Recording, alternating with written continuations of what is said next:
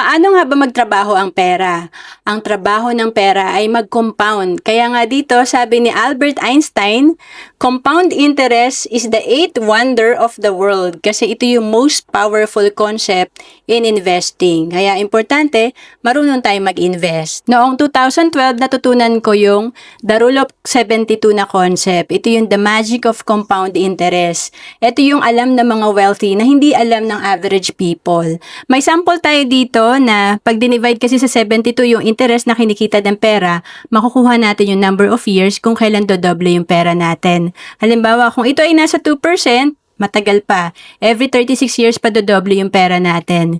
Kung ito ay nasa 8%, every 9 years, dodoble yung pera natin. At kung naka-invest ang pera natin, nasa 12% per year, ito ay dodoble every 6 years. Kaya nga dito sa sample natin, at the age of 29, tatlo magkakaibigan ang nag-invest ng one time 100,000.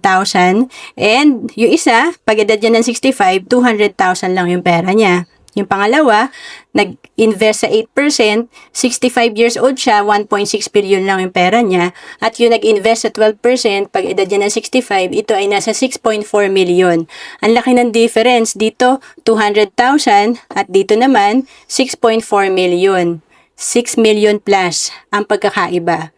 At kung naghahanap ka kung saan ka nga ba pwedeng magsimulang mag-ipon at mag-invest, pwede ka sa Kaiser na tinatawag namin na 3-in-1 investment.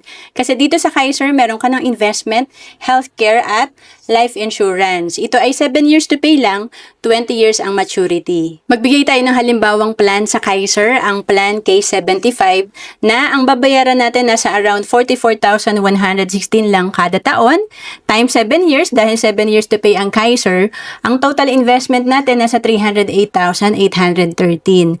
And kapag ito ay nag-mature after 20 years, ang projection nito nasa 874,000. And kung tayo ay nag-start dito at the age of 35, at ang projection natin dito, pag edad natin ng 60 ay nasa 1.4 million. Pag edad ng 65, ito ay nasa 2.2 million. Ang Kaiser ay good as cash after 20 years. At kapag hindi pa natin kinuha ang fund natin sa Kaiser after 20 years, patuloy pa rin mag-grow ang investment natin at may healthcare fund pa rin tayo. Kaya ang projection natin dito sa maturity na 874,000, lumago ng more than 1 million dito at 2.2 million kasi yung oras ay nag-extend pa at nag-compound pa yung interest. Maraming kumukuha ng Kaiser dahil dito tatlo na yung meron tayo. Again, ito ay may investment, healthcare at life insurance. 7 years to pay or spot cash payment at 20 years ang maturity. Kung OFW ka, pwedeng-pwede ka sa Kaiser. We have online application. And to know more about Kaiser, message mo lang ako sa Facebook, Roan Celis Capistrano, or email me at roan.capistrano@gmail.com.